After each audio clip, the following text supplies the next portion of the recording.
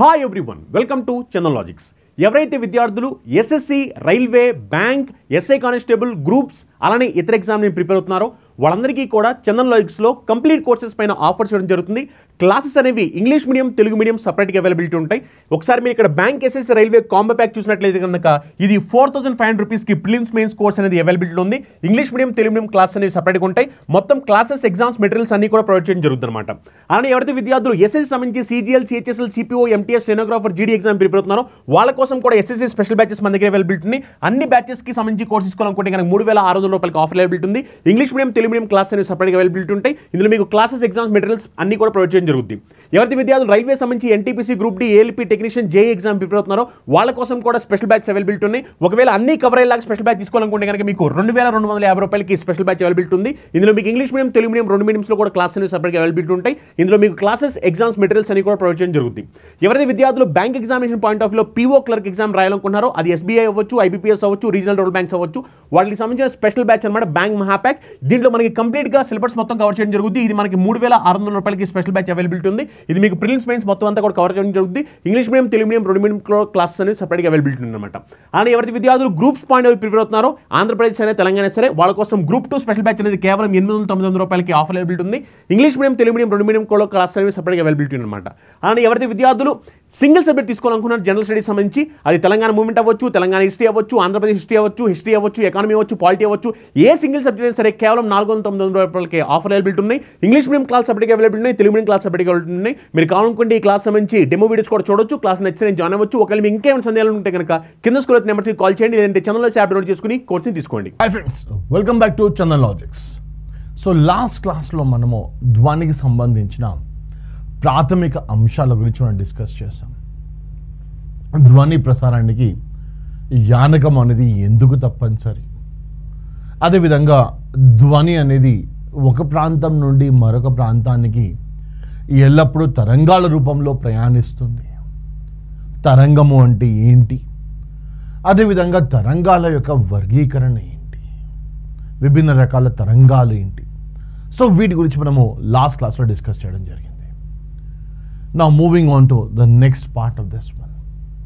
The next part ఏంటి అన్నప్పుడు తరంగాల యొక్క లక్షణాలు అని అంటాం, లేదా సింపుల్గా మనము తరంగ లక్షణాలు అని అంటాం. తరంగ లక్షణాలు, సో వీటిని మనము వేవ్ క్యారెక్టరిస్టిక్స్ అని అంటాం. తరంగ లక్షణాలు. సో ప్రతి ఒక్క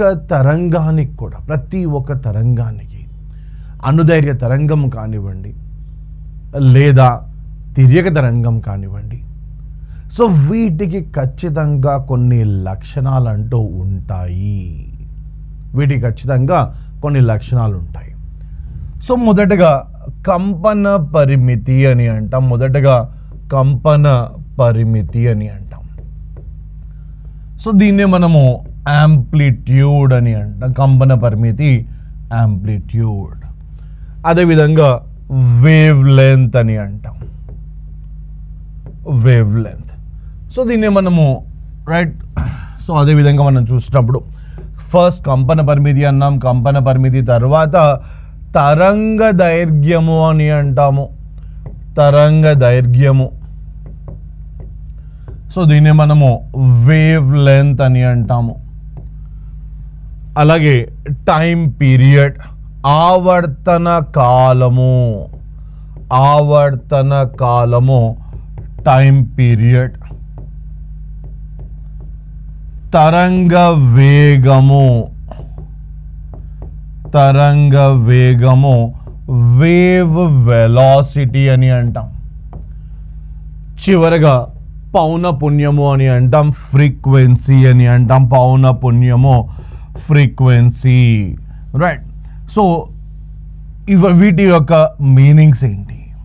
సో పౌనపున్యము అంటే ఏంటి, అదేవిధంగా మరికొన్ని టర్మ్స్, కంపన పరిమితి అన్నాము, అదేవిధంగా ఆవర్తన కాలము, తరంగ ధైర్యము, వీటి యొక్క మీనింగ్స్ ఏంటి, వీటి యొక్క నిర్వచనాలు ఏంటి.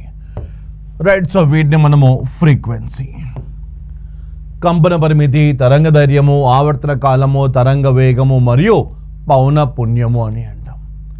సో మొదటగా కంపన పరిమితి అని అంటాం. మొదటగా కంపన పరిమితి. సో ఉదాహరణకు మనం ఒక తరంగం తీసుకున్నాం. ఇది ఒక తరంగము అని అంటాం.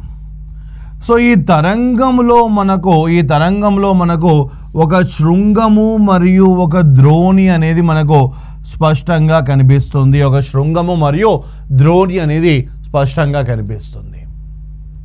సో ఒక తరంగము అనేది ఏర్పడాలి అని అన్నప్పుడు యానకంలోని కణాలు కంపిస్తున్నప్పుడు ఒక తరంగము అనేది ఏర్పడుతుంది. సో తరంగము అని అన్నప్పుడు యానకంలో ఏర్పడే ఒక అలజడి అని అన్నాం, ఒక డిస్టర్బెన్స్ అని అన్నాం. సో అలజడి అనేది ఎప్పుడైతే ఏర్పడుతుందో కణాలు అనేవి కంపిస్తూనే ఉంటాయి. ఆ కణాల కంపన తరంగ చలన దిశకు సమాంతరంగా ఉండవచ్చు, లేదా కణాల యొక్క కంపన తరంగ చలన దిశకు లంబంగా కూడా ఉండవచ్చు. సమాంతరంగా ఉన్నప్పుడు వాటిని అనుదైర్ఘ్య తరంగాలు అనేసి, అదేవిధంగా లంబంగా ఉన్నప్పుడు మనము వాటిని తిర్యక తరంగాలు అని అంటాం. సో ఇక్కడ మనం ఒక తిర్యక తరంగం చూస్తున్నాం. సో తిర్యక తరంగంలోని పై భాగమును మనము శృంగము అని అంటాము, కింది భాగమును మనము ద్రోణి అని అంటాం. సో ఈ తరంగంలోని అణువులు ఏవైతే ఉన్నాయో, ఈ తరంగంలోని కణాలు ఏవైతే ఉన్నాయో, సో తరంగంలోని కణాలన్నీ కూడా ఇలా ఉంటాయి. సో ఈ కణాలన్నీ కూడా నిరంతరంగా కంపిస్తూనే ఉన్నాయి. తరంగంలోని కణాలన్నీ కూడా నిరంతరంగా కంపిస్తూనే ఉన్నాయి. ఎలా కంపిస్తున్నాయి? Now for example, suppose that ఈ కణం తీసుకున్నాం, తరంగంలోని ఈ కణము అన్నాం. సో ఈ కణము పైకి కింది కంపిస్తున్నప్పుడు రైట్ నా ఇలా కంపిస్తుంది. సో ఏ ప్రాంతంలో అయితే ఒక కణము యొక్క కంపన అనేది అత్యధికంగా ఉంటుందో దాన్ని మనము కంపన పరిమితి అని అంటాము, యాంప్లిట్యూడ్ అని అంటాం. సో కణాల యొక్క కంపన అంటాం, లేదా మరో విధంగా కూడా చెప్తాం. సో ఏ స్థానంలో అయితే, ఏ పొజిషన్లో అయితే కణాల యొక్క స్థానభ్రంశము అత్యధికంగా ఉంటుందో, సో ఇక్కడ ఏమవుతుంది, ఇక్కడ ఉన్న కణము అనేది ఇక్కడ నుండి ఇక్కడ వరకు కంపిస్తుంది, రైట్, పై వరకు మూవ్ అయింది ఇది. అలాగే ఇక్కడ ఉన్న ఒక కణము అనేది ఇది అత్యధికంగా ఇక్కడ వరకు అది కంపిస్తుంది. సో మ్యాక్సిమం డిస్ప్లేస్మెంట్ అని అంటాం. కంపిస్తున్న కణము పొందిన అత్యధిక స్థానభ్రంశము, దాన్ని ఏమంటాం మనము? యాంప్లిట్యూడ్ అని అంటాము. యాంప్లిట్యూడ్ అంటే ఏంటి అన్నప్పుడు కంపిస్తున్న కణము పొందిన అత్యధిక స్థానభ్రంశము, కంపిస్తున్న కణం పొందిన అత్యధిక స్థానభ్రంశమును సో దీన్ని మనము యాంప్లిట్యూడ్ అని అంటాము, లేదా కంపన పరిమితి అని అంటాం. సో తరంగంలోని కణాలన్నీ కూడా నిరంతరంగా కంపిస్తూనే ఉంటాయి. సో ఈ కణాల యొక్క కంపన అనేది ఏ స్థానంలో అయితే, ఎక్కడైతే అత్యధికంగా ఉంటుందో, సో ఏ కణం యొక్క స్థానభ్రంశం అనేది అత్యధికంగా ఉంటుందో, ఏ కంపిస్తున్న కణం యొక్క స్థానభ్రంశం అనేది అత్యధికంగా ఉంటుందో దాన్ని మనము కంపన పరిమితి అని అంటాము, లేదా యాంప్లిట్యూడ్ అని అంటాం. సో ఈ కంపన పరిమితి కొలవడానికి ఉపయోగించే ప్రమాణాలు ఏంటి? కంపన పరిమితి కొలవడానికి ఉపయోగించే ప్రమాణాలు యాంగ్స్ట్రామ్ అని అంటాము. యాంగ్స్ట్రామ్, రైట్, ఇది యాంగ్స్ట్రామ్ యొక్క సింబల్, లేదా రాసినప్పుడు మనం యాంగ్స్ట్రామ్ అని రాస్తాం, రైట్. కంపన పరిమితి కొలవడానికి ఉపయోగించే ప్రమాణాలు యాంగ్స్ట్రామ్, లేదా నానోమీటర్, లేదా మీటర్స్ అని అంటాం, లేదా మీటర్స్ అని అంటాం. సో ఒక నానోమీటర్ విలువ ఎంత? 1 నానోమీటర్ ఈక్వల్ టు 10⁻⁹ మీటర్స్ అని అంటాం. 1 నానోమీటర్ ఈక్వల్ టు 10⁻⁹ మీటర్స్. అలాగే ఒక యాంగ్స్ట్రామ్ విలువ ఎంత? 1 angstrom equal to 10⁻⁻10 metres, 10⁻⁻10 metres అని అంటాం. ఒక నానోమీటర్ విలువ ఎంత 10⁻⁹ మీటర్స్. సో యాంగ్స్ట్రామ్ కానివ్వండి, నానోమీటర్ కానివ్వండి, మీటర్ కానివ్వండి, ఈ మూడు కూడా యాంప్లిట్యూడ్ కంపన పరిమితి యొక్క ప్రమాణాలు. కంపన పరిమితి అని అన్నప్పుడు కంపిస్తున్న కణము పొందిన అత్యధిక స్థానభ్రంశమును కంపన పరిమితి అని అంటాము, యాంప్లిట్యూడ్ అని అంటాం. అలాగే తరంగ దైర్ఘ్యము అని అంటే తరంగ దైర్ఘ్యము. సో తరంగ దైర్ఘ్యము అంటే ఏంటి? సో దీన్ని మనం ఏమంటున్నాం? వేవ్ లెంత్ అని అంటున్నాం. సో ఉదాహరణకు ఇది మనము ఒక తరంగము అని అనుకుందాం. సో ఈ తరంగంలో మనకు 2 శృంగములు ఉన్నాయి, అదేవిధంగా 2 ద్రోణులు అంటూ ఉన్నాయి. సో శృంగము మరియు ద్రోణి రెండు కూడా మనకు తిర్యక తరంగాల్లో ఏర్పడుతూ ఉంటాయి. సో ఉదాహరణకు మనం తీసుకున్నది ఇక్కడ ఒక తిర్యక తరంగం తీసుకున్నాం. సో ఈ తిర్యక తరంగంలో మనం చూసినట్లయితే ఒక శృంగము ఉంది, ఒక ద్రోణి ఉంది. సో ఒక శృంగము మరియు ఒక ద్రోణి మధ్య దూరము, దీన్ని మనము తరంగ దైర్ఘ్యము అని అంటాము. ఒక శృంగము మరియు ద్రోణి మధ్య దూరము తరంగ దైర్ఘ్యము, దీన్ని లాంబ్డా అనే అక్షరంతో సూచిస్తాము.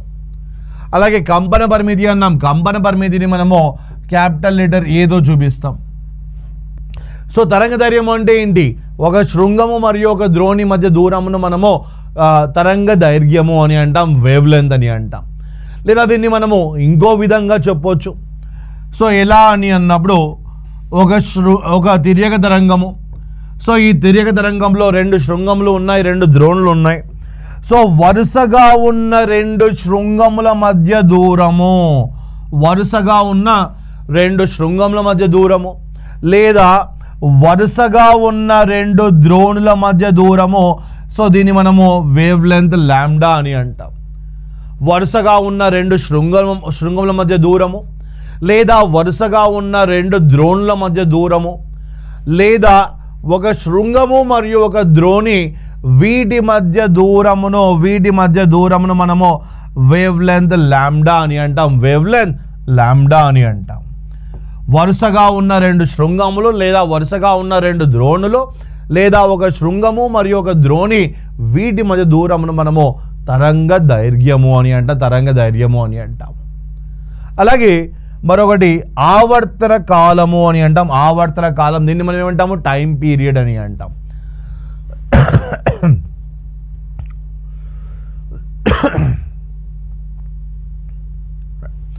ద నెక్స్ట్ వన్ ఆవర్తన కాలము అని అంటాం. సో ఆవర్తన కాలము అంటే ఏంటి? టైం పీరియడ్ అని అన్నాం. సో టైం పీరియడ్ అని అన్నప్పుడు ఒక శృంగము ఒక ద్రోణి ఏర్పడడానికి గల కాలం, ఒక శృంగము అనేది ఏర్పడాలి, ఒక ద్రోణి అనేది కంప్లీట్గా ఏర్పడాలి. సింపుల్గా చెప్పినప్పుడు ఒక తరంగము ఏర్పడడానికి గల సమయము అని అంటాం.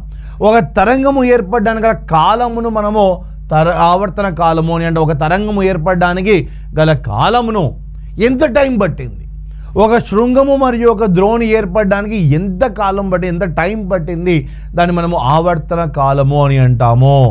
లేదా వరుసగా 2 శ్రోణులు అని అంటాం, లేదా వరుసగా 2 ద్రోణులు, ఇవి ఏర్పడడానికి గల కాలం ఎంత టైం పట్టింది. సో 2 వరుస శృంగములు అంటే ఏంటిది? ఇది తరంగ దైర్ఘ్యము, వేవ్ లెంత్ అంటాం. అలాగే 2 వరుస ద్రోణులు అంటాం, వీటి మధ్య దూరం ఎంత? వేవ్ లెంత్ లాంబ్డా అంటున్నాం. సింపుల్గా చెప్పాలి అన్నప్పుడు ఒక తరంగము ఏర్పడడానికి గల కాలమును మనము ఆవర్తన కాలము అని అంటాం. సో ఆవర్తన కాలమును కొలవడానికి ఉపయోగించే ప్రమాణము ఏంటి అన్నప్పుడు సెకండ్స్ అని అంటాం. ఆవర్తన కాలంను కొలవడానికి ఉపయోగించే ప్రమాణము సెకండ్స్ అని అంటాం. అలాగే ఇంతకుముందు మనం వేవ్ లెంత్ గురించి డిస్కస్ చేసాం, తరంగ ధైర్యము అన్నాం. సో తరంగ ధైర్యము యొక్క ప్రమాణాలు ఏంటి అన్నప్పుడు తరంగ ధైర్యం యొక్క ప్రమాణాలు యాంగ్స్ట్రామ్ అని అంటాము, లేదా నానోమీటర్ అని అంటాము, లేదా మీటర్స్ అని అంటాం, లేదా మీటర్స్ కానీ మిల్లీమీటర్స్లో కానీ చెప్తా ఉంటాం. సో ఏ విధంగా అయితే కంపన పరిమితి యొక్క ప్రమాణాలు యాంగ్స్ట్రామ్, నానోమీటర్, మీటర్స్ అని అన్నామో, అదేవిధంగా తరంగ ధైర్యం యొక్క ప్రమాణాలు కూడా యాంగ్స్ట్రాము, నానోమీటర్, అలాగే మీటర్స్ అని అంటాం. సో ఆవర్తన కాలం యొక్క ప్రమాణం ఏంటి అని అన్నప్పుడు సెకండ్స్ అని అంటాం. ఆవర్తన కాలం యొక్క ప్రమాణం ఏంటి అన్నప్పుడు సెకండ్స్ అని అంటాం. నెక్స్ట్ వన్ తరంగ వేగము అని అంటాము. తరంగ వేగము. సో తరంగ వేగము అంటే ఏంటి? తరంగ వేగము అంటే ఏంటి? సో ఒక యానకంలో మనం తీసుకున్న యానకము అనేది ఘన పదార్థము అయి ఉండవచ్చు, లేదా ద్రవ పదార్థము అయి ఉండవచ్చు, లేదా వాయు పదార్థము అయి ఉండవచ్చు. సో ఏదైనా ఒక యానకం కానివ్వండి, ఘన పదార్థము, ద్రవ పదార్థము లేదా వాయు పదార్థము. సో వీటిలో ఈ తరంగము యొక్క వేగము అనేది ఎంత ఉంది? తరంగము ఎంత వేగంతో ప్రయాణిస్తుంది? సో ఒక యానకంలో తరంగము యొక్క వేగమును మనము తరంగ వేగము అని అంటాం. ఒక యానకంలో తరంగము యొక్క వేగమును తరంగ వేగము అని అంటాము. రైట్. తరంగ వేగమును కొలవడానికి ఉపయోగించే ప్రమాణము మీటర్ పర్ సెకండ్. సో యానకంలో ప్రయాణిస్తున్న తరంగము యొక్క వేగాన్ని కొలవడానికి ఉపయోగించే ప్రమాణము ఏంటి అని అన్నప్పుడు మీటర్స్ పర్ సెకండ్ అని అంటాం. మీటర్ పర్ సెకండ్ అని అంటాం. చివరగా పౌనపున్యము అని అంటాము. ఫ్రీక్వెన్సీ. సో ఫ్రీక్వెన్సీ అంటే ఏంటి? పౌనపున్యము. సో పౌనపున్యము అంటాం ఫ్రీక్వెన్సీ. సో ఫ్రీక్వెన్సీ యొక్క ప్రమాణాలు ఏంటి అని అన్నప్పుడు హెడ్జెస్ అని అంటారు. హెచ్ఆర్టీజెడ్ అంటాం, లేదా సైకిల్స్ పర్ సెకండ్. దీని యొక్క ప్రమాణాలు హెడ్జెస్ లేదా సైకిల్స్ పర్ సెకండ్. కానీ పౌనపున్యము అంటే ఏంటి? సో ఒక సెకండ్ కాలంలో కంపనాల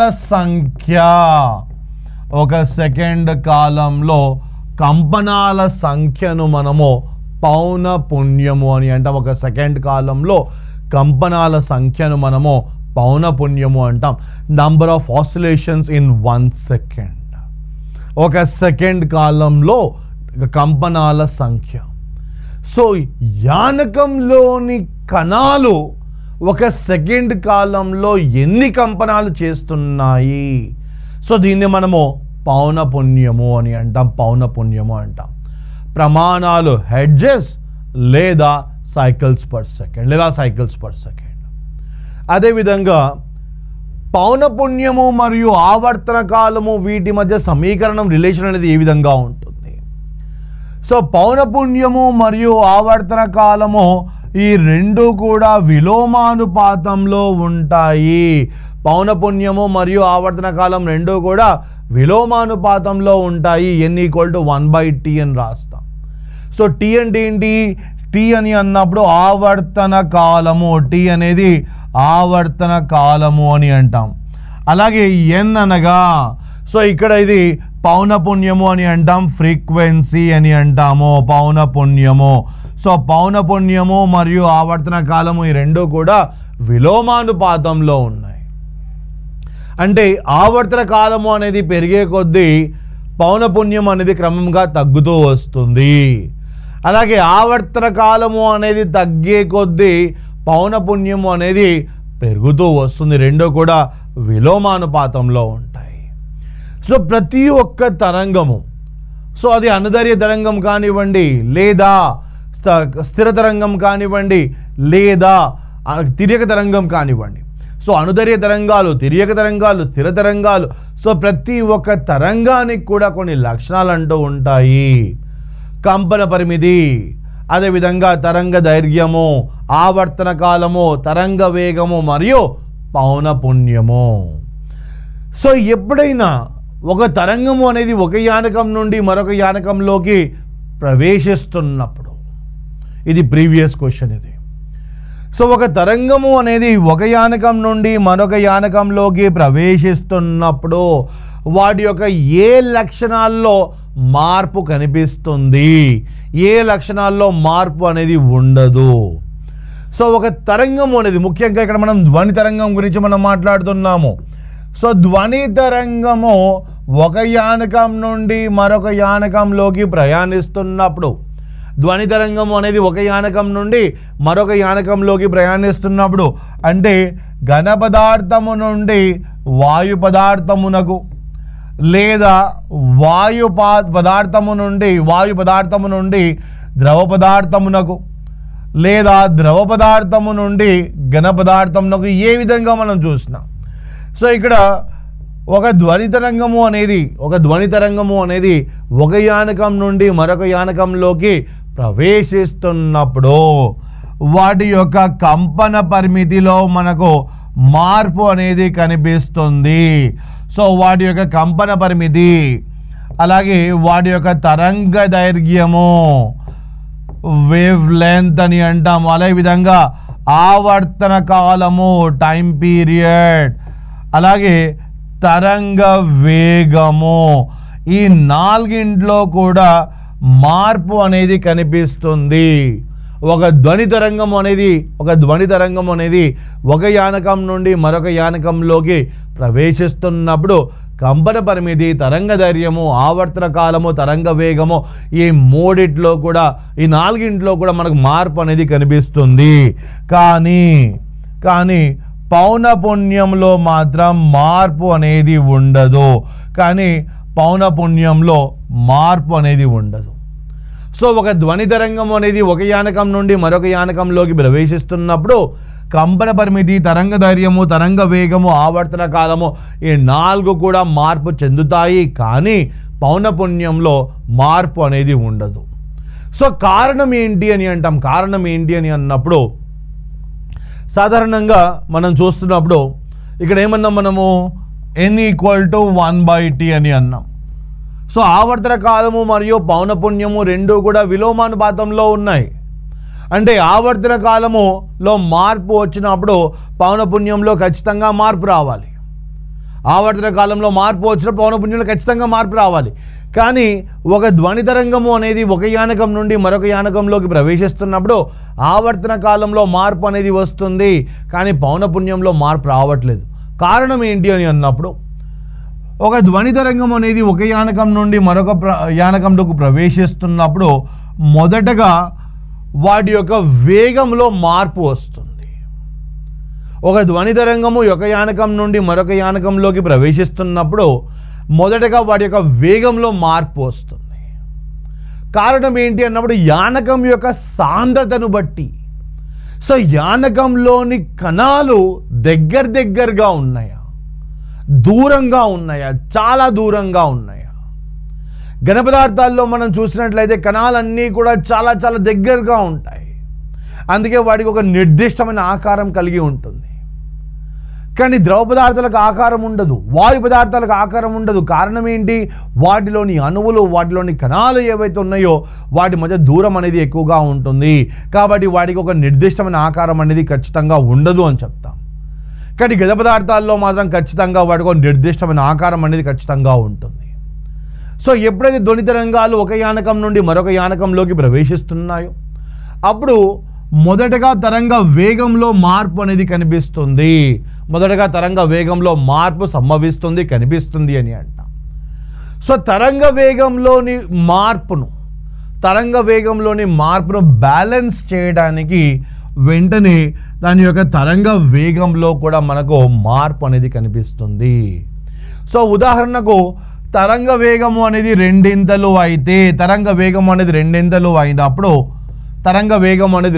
అయినప్పుడు తరంగ దైర్ఘ్యము కూడా రెండింతలు అవుతుంది. కాబట్టి ఇక్కడ ఏమైంది? పౌనపున్యం మాత్రం స్థిరంగా ఉంది. సో తరంగ వేగంలో మార్పును బ్యాలెన్స్ చేయడానికి తరంగ వేగంలో కూడా మార్పు అనేది కనిపిస్తుంది. సో తరంగ వేగము రెండింతలు అయితే తరంగ దైర్ఘ్యము కూడా రెండింతలు అవుతుంది. సో ఒకవేళ తరంగ వేగము అనేది సగము అయినప్పుడు తరంగ దైర్ఘ్యము కూడా సగం అవుతుంది. సో తరంగ వేగంలోని మార్పును బ్యాలెన్స్ చేయడానికి తరంగ దైర్ఘ్యంలో కూడా మార్పు వస్తుంది. కానీ పౌనపున్యంలో మాత్రం మార్పు అనేది మనకు కనిపించదు. సో ధ్వని తరంగాలు ఒక యానకం నుండి మరొక యానకంలోకి ప్రవేశిస్తున్నప్పుడు వాటి యొక్క తరంగ ధైర్యము, కంపన పరిమితి, ఆవర్తన కాలము, తరంగ వేగము ఈ 4 మార్పు చెందుతాయి, కానీ పౌనపున్యంలో మార్పు అనేది ఉండదు. దీన్ని మనము కాంతి తరంగాలకు కూడా వర్తిస్తాము. సో కాంతి తరంగాలు కూడా ఒక యానకం నుండి మరొక యానకంలోకి ప్రవేశిస్తున్నప్పుడు వాటి యొక్క పౌనపున్యంలో మార్పు అనేది ఉండదు, కానీ మిగతా వాటిలో మాత్రం ఖచ్చితంగా మార్పు అనేది ఉంటుంది. సో ఈ పౌనపున్యం ఆధారంగా ధ్వని 3 రకాలు అని చెప్తాం. పౌనపున్యం ఆధారంగా ధ్వని 3 రకాలు అని అంటాం. Hi everyone, welcome to Chandan logics. ఎవరైతే విద్యార్థులు SSC, railway, bank, SI constable, groups అలానే ఇతర ఎగ్జామ్ని ప్రిపేర్ అవుతున్నారో వాళ్ళందరికీ కూడా చందన్ లాజిక్స్లో కంప్లీట్ కోర్సెస్ పైన ఆఫర్ చేయడం జరుగుతుంది. క్లాసెస్ అనేవి ఇంగ్లీష్ మీడియం, తెలుగు మీడియం సపరేట్గా అవైలబిలిటీ ఉంటాయి. ఒకసారి మీరు ఇక్కడ bank, SSC, railway combo pack చూసినట్లయితే కనుక ఇది 4500 రూపీస్కి ప్రిలిమ్స్ మెయిన్స్ కోర్స్ అనేది అవైలబిలిటీ ఉంది. English medium, Telugu medium class అనేవి సపరేట్గా ఉంటాయి. మొత్తం క్లాసెస్, ఎగ్జామ్స్, మెటీరియల్స్ అన్ని కూడా ప్రొవైడ్ చేయడం జరుగుతుంది అనమాట. అలానే ఎవరైతే విద్యార్థులు ఎస్ఎస్సి సంబంధించి CGL, CHSL, CPO, MTS, stenographer, జీడీ ఎగ్జామ్ ప్రిపేర్ అవుతున్నారో వాళ్ళ కోసం కూడా ఎస్ఎస్సి స్పెషల్ బ్యాచెస్ మన దగ్గర అవైలబిలిటీ ఉంది. అన్ని బ్యాచెస్కి సంబంధించి కోర్స్ తీసుకోవాలనుకుంటే కనుక 3600 రూపాయలకి ఆఫర్ అవైలబిలిటీ ఉంది. English medium, Telugu medium class అనేవి సపరేట్గా అవైలబిలిటీ ఉంటాయి. ఇందులో మీకు క్లాసెస్, ఎగ్జామ్స్, మెటీరియల్స్ అన్ని కూడా ప్రొవైడ్ చేయడం జరుగుతుంది. ఎవరైతే విద్యార్థులు రైల్వే సంబంధించి NTPC, group D, ALP technician, JE exam prepare అవుతున్నారో వాళ్ళ కోసం కూడా స్పెషల్ బ్యాచ్ అవైలబిలిటీ ఉన్నాయి. ఒకవేళ అన్ని కవర్ అయ్యేలాగా స్పెషల్ బ్యాచ్ తీసుకోవాలనుకుంటే కనుక మీకు 2250 రూపాయలకి స్పెషల్ బ్యాచ్ అవైలబిలిటీ ఉంది. ఇందులో మీకు ఇంగ్లీష్ మీడియం, తెలుగు మీడియం 2 మీడియంస్లో కూడా క్లాస్ అనేవి సపరేట్గా అవైలబిలిటీ ఉంటాయి. ఇందులో మీకు క్లాసెస్, ఎగ్జామ్స్, మెటీరియల్స్ అన్ని కూడా ప్రొవైడ్ చేయడం జరుగుతుంది. ఎవరైతే విద్యార్థులు బ్యాంక్ ఎగ్జామినేషన్ పాయింట్ ఆఫ్ వ్యూలో పీఓ క్లర్క్ ఎగ్జామ్ రాయాలనుకుంటున్నారో అది ఎస్బీఐ అవ్వచ్చు, ఐబీపీఎస్ అవ్వచ్చు, రీజనల్ రూరల్ బ్యాంక్స్ అవ్వచ్చు, వాటికి సంబంధించిన స్పెషల్ బ్యాచ్ అనమాట బ్యాంక్ మహాప్యాక్. దీంట్లో మనకి కంప్లీట్గా సిలబస్ మొత్తం కవర్ చేయడం జరుగుతుంది. ఇది మనకి 3600 రూపాయలకి స్పెషల్ బ్యాచ్ అవైలబిలిటీ ఉంది. ఇది మీకు ప్రిలిమ్స్ మెయిన్స్ మొత్తం అంతా కూడా కవర్ చేయడం జరుగుతుంది. English medium, Telugu medium 2 medium classes అనేది సపరేట్గా అవైలబిలిటీ ఉందన్నమాట. అలానే ఎవరైతే విద్యార్థులు గ్రూప్స్ పాయింట్ ఆఫ్ ప్రిపేర్ అవుతున్నారో ఆంధ్రప్రదేశ్ అనేది, తెలంగాణ సరే వాళ్ళ కోసం గ్రూప్ 2 స్పెషల్ బ్యాచ్ అనేది కేవలం 899 రూపాయలకి ఆఫర్ అవైలబిలిటీ ఉంది. English medium, Telugu medium 2 medium classes అనేవి సపరేట్గా అవైలబిలిటీ అనమాట. అలానే ఎవరైతే విద్యార్థులు సింగిల్ సబ్జెక్ట్ తీసుకోవాలనుకున్నారు జనరల్ స్టడీస్ సంబంధించి అది తెలంగాణ మూవ్మెంట్ అవ్వచ్చు, తెలంగాణ హిస్టరీ అవ్వచ్చు, ఆంధ్రప్రదేశ్ హిస్టరీ అవ్వచ్చు, ఎకానమీ అవ్వచ్చు, పాలిటీ అవ్వచ్చు, ఏ సింగిల్ సబ్జెక్ట్ అయినా సరే కేవలం 499 రూపాయలకి ఆఫర్ అవైలబిలిటీ ఉన్నాయి. ఇంగ్లీష్ మీడియం క్లాస్ సపరేట్గా అవైలబిలిటీ ఉన్నాయి, తెలుగు మీడియం క్లాస్ సపరేట్గా అవైలబిలిటీ ఉన్నాయి. మీరు కావాలనుకుంటే ఈ క్లాస్ సంబంధించి డెమో వీడియోస్ కూడా చూడొచ్చు. క్లాస్ నచ్చితే జాయిన్ అవ్వచ్చు. ఒకవేళ మీకు ఇంకేమైనా సందేహాలు ఉంటే కనుక కింద స్కూల్ నెంబర్కి కాల్ చేయండి, లేదంటే ఛానల్లో యాప్ డౌన్లోడ్ చేసుకుని కోర్సుని తీసుకోండి.